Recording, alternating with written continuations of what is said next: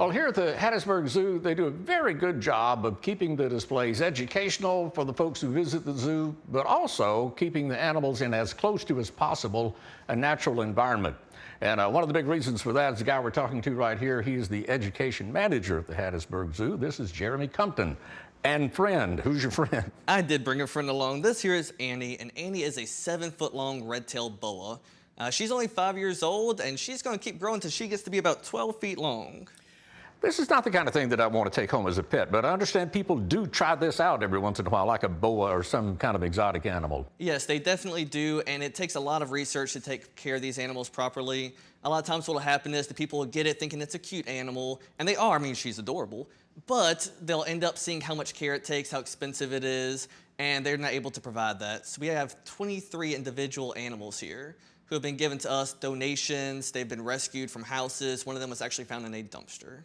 So if someday I came up with the idea of to have a baby tiger at the house, I should kind of think this thing through?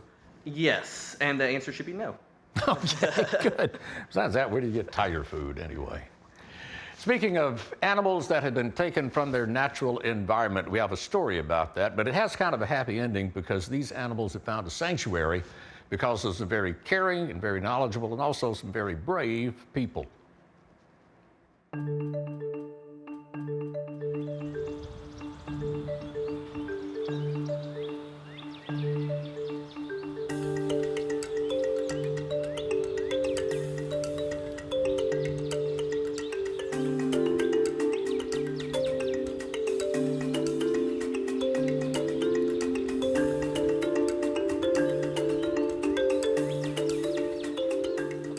Cedarhill's a nonprofit animal sanctuary. We're closed to the public, and we're home to over 250 rescued animals, from regular dogs and cats all the way to lions, tigers.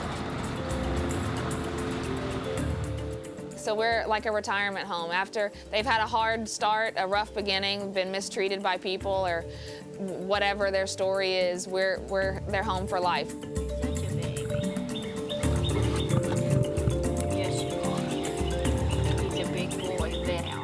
Almost every single animal we have here has come from an abused or neglected situation that they needed a forever home for, and we provide that for them here.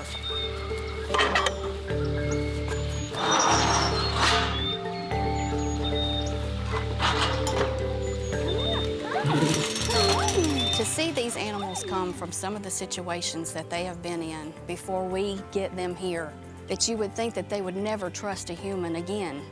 And to see them respond and to adapt, it's truly amazing.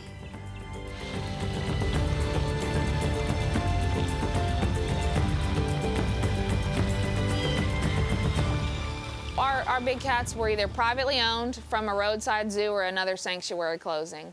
So we've had some that have been abused with pepper spray. They've been sprayed in the eyes so many times that they're partially blind. We've got a couple that cattle prods have been used on them, fire extinguishers, things to make them behave or do what they're supposed to do. Come here. Hi, baby. Hi. Oh, it's a good morning, girl. You're ready for breakfast, aren't you? I know. Some of their backgrounds are pretty horrific, but today, I mean, life is good for the big cats here.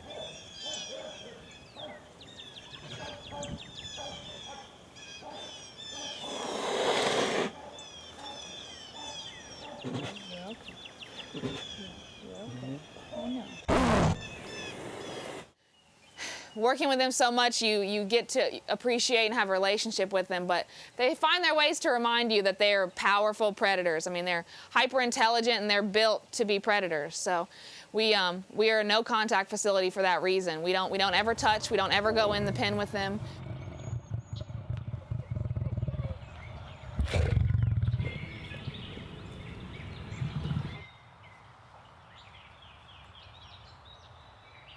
The older female bobcat we have, which was raised by people in an apartment. She had never even been in the rain or anything before she got here, which really killed me to have to put her just in a pen that day because it was raining terribly bad that day.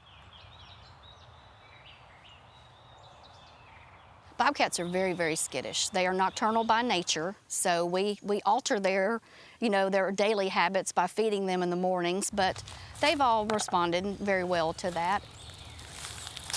You guys ready to eat?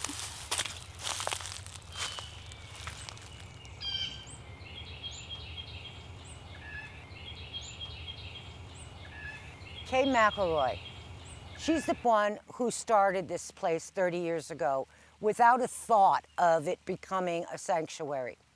Kay loves to read the newspaper, and one of her favorite things to do is to go through the classifieds. And she came upon an ad of a man who was selling a cougar for $1,000, and he lived not too far from here. What she found was a young cougar chained in a cage, malnourished, not doing well at all, and she thought, I've got to help this animal. She started very much in earnest trying to find a place for him to go, which she later named him Zach. The zoos couldn't take it. It didn't know its breeding or anything. There was no rehabilitation. So she set about learning what she could and built an enclosure herself. And in that, it sowed the roots for Cedarhill.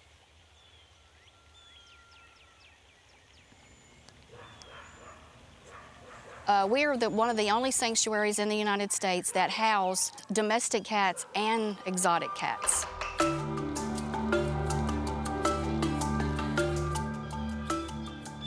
This is our senior and disabled cat house. We do have cats in here that are blind. We have cats in here that have 3 legs, have back leg issue joints that doesn't work properly.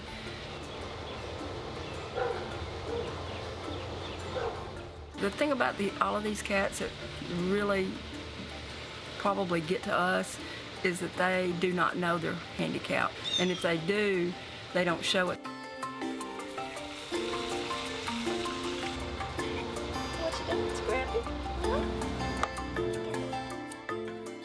Stevie is totally blind. He doesn't have any eyeballs.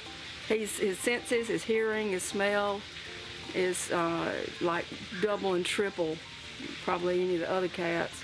He can swat a fly and get it, follow birds with his face because he hears it.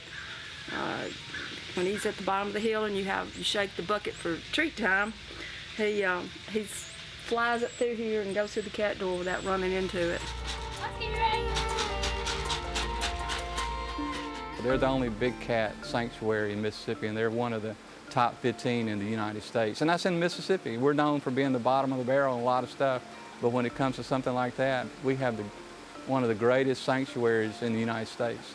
And I just want to be a part of it just by helping financially and because they're such good people. I mean, if they save lions, tigers, cougars, bobcats, regular cats, dogs, even pigs, even birds. And most of these animals have nowhere else to go. If it wasn't for Cedarhill, these animals would be dead.